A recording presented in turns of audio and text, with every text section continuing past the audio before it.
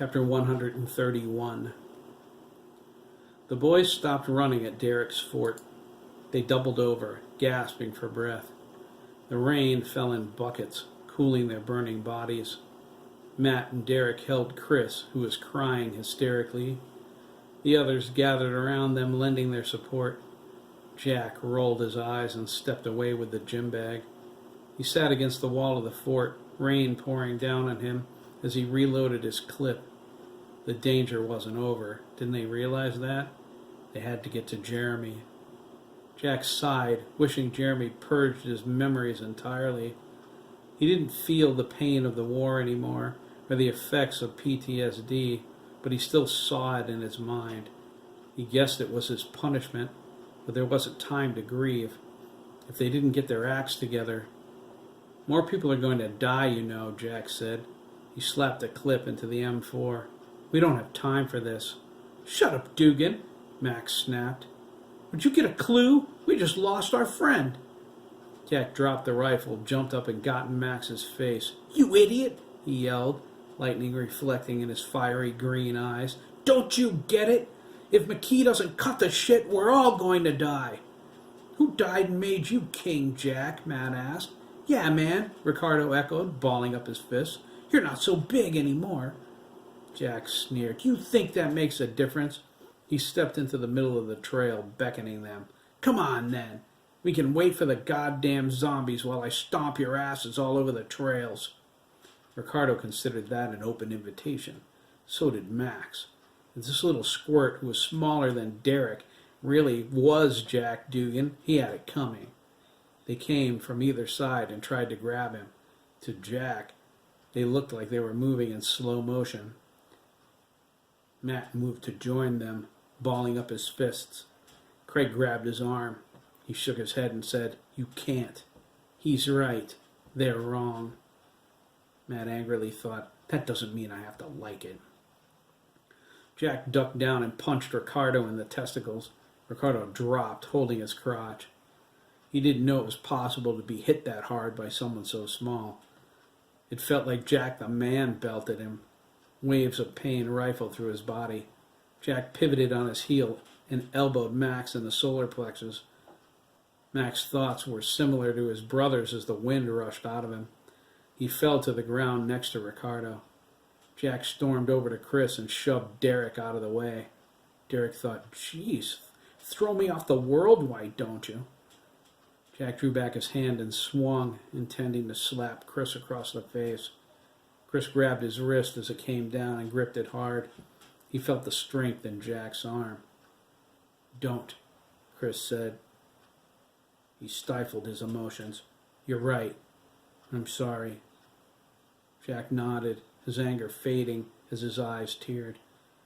It's okay, he replied, choking on his emotions. I just don't want to see anybody else get killed. Matt helped Max and Ricardo stand, the wind taken out of their sails. They were soaking wet. Matt shook his head. Max grumbled. Don't even think about saying what you were going to say. Who, me? Matt asked. Man, he's strong, Ricardo wheezed, tenderly rubbing his testicles. No doubt, Max agreed, holding his sore chest. He nodded at Jack and asked, What's up with that, Dougan? How can you be so small and still be so strong? I don't know, Jack shrugged. Ask your buddy Jeremy. He did this to me. Strong? Craig asked. What are they talking about, Dad? Jack reached out and grabbed his hand. He squeezed it. Ow! Craig cried. That hurts. Jack let him go and looked at his small fingers. Strange, he muttered. I'm a kid, but I feel as strong as a man. You are, Ricardo grimaced. Trust me. Max nodded. Jack shook his head. I'm starting to feel pretty freaky about this now. Chris patted him on the shoulder. Now you know how we feel. They walked over to the fort and went inside to seek shelter from the storm. Derek winced as he pulled the door close. His wrist was blowing up like a balloon. Jack instructed Matt to cover the front window. Matt looked back with irritation, but did as he said. This is nuts, Matt thought. Absolutely insane. Craig told them everything he knew as quickly as possible about the mind link, the beating, Jeremy healing Jack, and what they saw in his mind, raising the dead. Their heads were spinning by the time he was finished. I know it's hard to believe, Craig began. Dougan? Ricardo asked, his voice hard and filled with anger. The corpse of our friend just murdered our friend, okay? What's not to believe? I've got to get to my brother, Chris said, standing up. Jack put his hand on his chest and eased him back down. Soon, he nodded. First things first. Derek began to shake uncontrollably. Jack grabbed him by his broken wrist. No, he cried, squeezing it. Derek yanked his arm away from the excruciating pain, his face flushed with anger. That hurt, asshole! Keep yourself together, Jack shot back. We can't afford anyone losing it. Right, Derek sobbed. I'm sorry, okay? I'm scared, okay? We're all scared, Derek, Max said. He felt it like the others. It was on the horizon of each of their minds. Hysteria. It would be so easy to just let go. What are we going to do? Teddy whined, his leg shaking. He grabbed it when Jack glared at him. My dad's still back there. Your dad'll be fine, Craig assured him. He walked over to the mattress and sat down with him. What makes you so sure? Matt asked, but he didn't turn away from the window. Jack told Ricardo to take Matt's place. While they switched, Jack opened the gym bag and took the munitions out. They're after specific people, he told Matt, handing him a hand grenade. The people who knew what Hiram was and never turned him in, me included. And me, Chris said. Ricardo patted him on the back. Jack shot him an angry glare. Ricardo looked back out the window. Sorry, he mumbled. Jack said, sorry is toilet paper. You can wipe your ass with it. In combat, sorry is dead. Hey man, Max said, this isn't war, you know. People are getting killed, Max, Craig replied. It sounds like war to me. Me too, Chris agreed. What's this for? Max asked, holding up the grenade Jack handed him. Besides killing people, Jack replied. He sighed. I'm sorry, kid. I guess there's still some of the old Jack in me. More than I want. The ass-kicking part, maybe, Max remarked, rubbing his chest. I know what you're doing. We're going to split up, right? We have to, Jack nodded. They're coming after McKee and me, maybe even Bigelow. We have to get away from you guys. They're going to try and kill us, and anybody who gets in their way. Where are you going? Craig asked, placing his hand on his father's shoulder. It was a gesture filled with concern. Jack felt his eyes tearing once again. God, I don't deserve it. We're going hunting, Jack said, wiping his eyes and nodding at Chris. Chris nodded back. Let's do it. We have to, Jack began, but then froze, cocking his head. Derek asked what was wrong in a whisper. Jack shushed him and pulled a bayonet out of the gym bag. He removed it from the scabbard. They strained to listen, every ear searching for what alerted him. They didn't hear anything except thunder and the rain pinging off the aluminum roof. Jack eased over to the door. After a few torturous moments, they heard it too. Footsteps running down the trail, heading toward them. Teddy whimpered. Matt slapped his hand over his mouth, feeling his braces. He yanked him away from Chris and into his lap. Teddy grabbed Matt's thighs and hung on.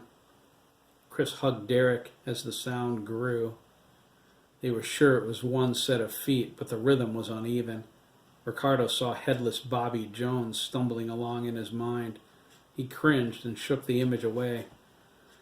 They held their collective breath as the footsteps neared the fort. Jack put his hand up to them.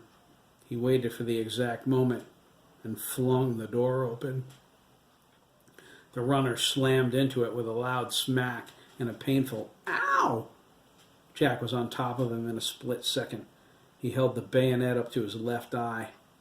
Oh, damn it, Dabney sighed at the knife.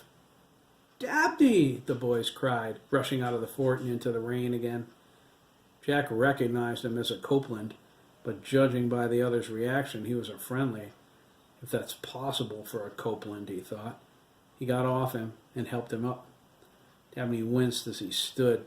He was all beat up and looked like hell. "Where have you been?" Chris demanded.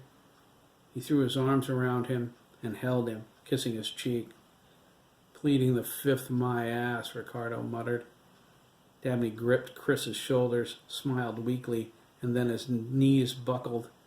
Chris held him up. Lightning flashed, lighting up the trails. The boys stared wide-eyed at Dabney's appearance. Chris looked down at him and grabbed him by the cheeks. "You're hurt," he cried, brushing his soaking hair back. "No time to be," Dabney gasped. "Need help." "Bring him in the fort," Jack barked, clearing a path. Ricardo scooped him up and carried him in. He laid Dabney down on the mattress. Chris sat on the bed next to him, holding his hand. Dabney squeezed. "I have to get to Jeremy." "That's it," Craig exclaimed. "Jeremy." "Bingo," Jack nodded, glad to see his son finally got it. "They used him to come back. He's got to be able to stop them." "Yes," Dabney managed to say before he passed out. Chris felt his heart sink. "Oh, Jesus, not Dabney, too." Jack caught his expression of worry. He took Chris's hand and placed it on Dabney's chest to show him there was still a heartbeat.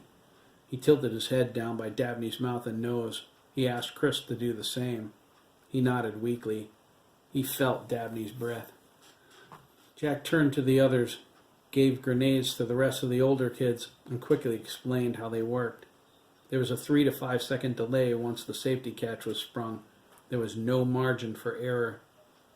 He divided them into teams. They listened respectfully. Jack's commanding manner convinced them he knew his stuff. He, Chris, and Teddy were heading toward the other side of town. They would be safer in a denser population. "Derek and Dabney need a doctor," Jack said, pointing to Derek's swollen wrist. "So do the people at Mike's house." "We'll take them there," Matt said. He sheepishly asked, "Can we have some more grenades? Dabney worked for Hiram, you know.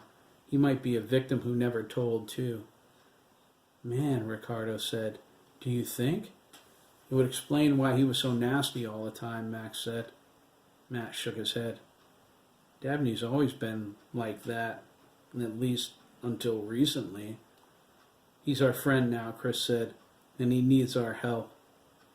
"Maybe more than a friend," Ricardo said, elbowing Chris.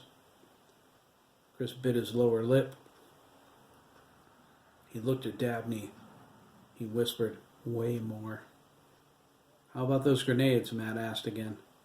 Jack nodded. There were 8 standards left, 4 incendiaries, 6 flares, and about 400 rounds of ammo for the rifle. He gave the flare gun to Craig and asked if the mind link was still active. Craig nodded. "I feel him." "Yes, but can you find him?" "He's still in the pasture," Craig replied. "I'm going with you," Max said, pointing at Craig. "You may need backup if there's trouble." "Go now, then," Jack barked, opening the fort door. "We've wasted enough time." Ricardo lifted Dabney into a fireman's carry and walked out behind them. Chris touched his wrist. "Take care of him, Ricardo, okay?" he asked, holding Dabney's cheek. "Please?" Ricardo nodded.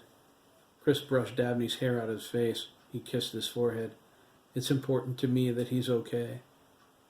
Max and Craig moved toward the pasture. Matt and Derek went with Ricardo toward Mike's. Chris and Teddy followed Jack a few minutes later. They cut through the Mellons' backyard and nodded at each other when they heard sirens heading toward Milliken Road. Jack stopped at the edge of the Mellons' front lawn. He glanced tentatively at his mother's house. Was she going to think of the new me, Jack wondered. He felt a stab of regret over the way things had been between them. He vowed he would make it better. The monster he was lay dead inside him, but his sins were still apparent and unforgiven. Chris patted his head as they stood there. Jack nodded shyly. Chris was showing him affection like any other kid. It felt good. "I am a kid now, aren't I?" Jack thought. He decided he could grow to like Chris McKee. They turned to cut across Nancy's lawn, but froze when they heard a loud crash. They watched as David Leach flew out of Nancy's house right through the garage screen door.